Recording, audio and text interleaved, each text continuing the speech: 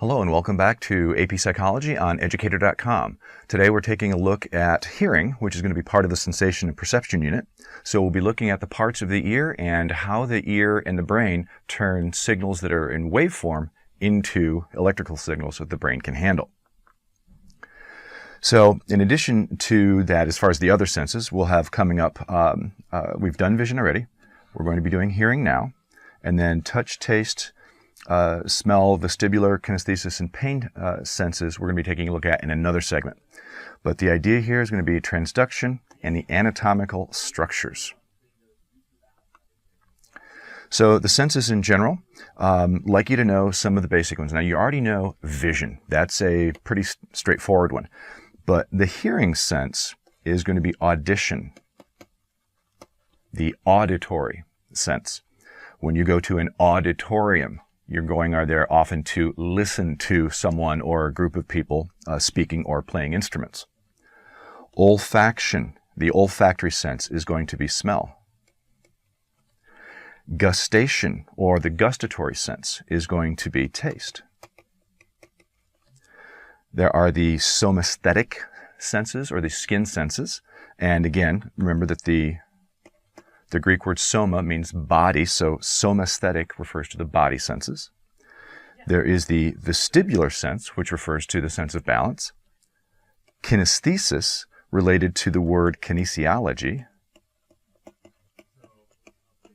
is movement and how we move through space and how we know about that. And then, of course, there is the pain sense, or as I like to call it, the ouchies. Hearing.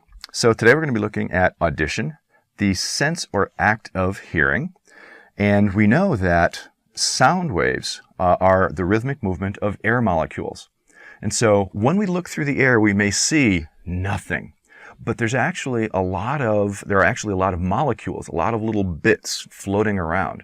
And so when I am speaking, my vocal cords and the air coming out of my lungs is able to vibrate the vocal cords, thereby giving my voice a different kind of pitch, timbre, tone, volume, and all these are going to be a part of sound. And when I do that, I am moving the air molecules from my mouth across the room, or in this case to the microphone that's right here.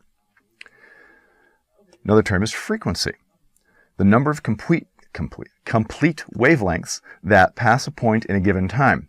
And that's going to be per second, and it's measured in megahertz. Pitch, that's going to be the higher and lower tone of a sound. And that's going to be the tones experienced highness or lowness depending on the frequency. And so one of the things that you might notice is that there could be people who have a higher pitched voice. And there might be some people who have a lower pitched voice. And so that's one of the things about pitch, is that it can go high or it can go low. And that's one of the things about audition, is that you can create these different sounds. And if you've ever heard somebody like Prince or Justin Timberlake or a number of other singers, they go way high and they do the falsetto, and so their pitch is higher. And then loudness is sound intensity. Now, have you ever noticed that there are some people who just talk really softly no matter what?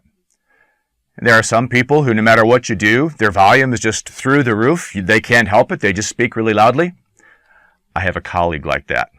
It's difficult to be around him because he doesn't understand the concept of decreasing the volume.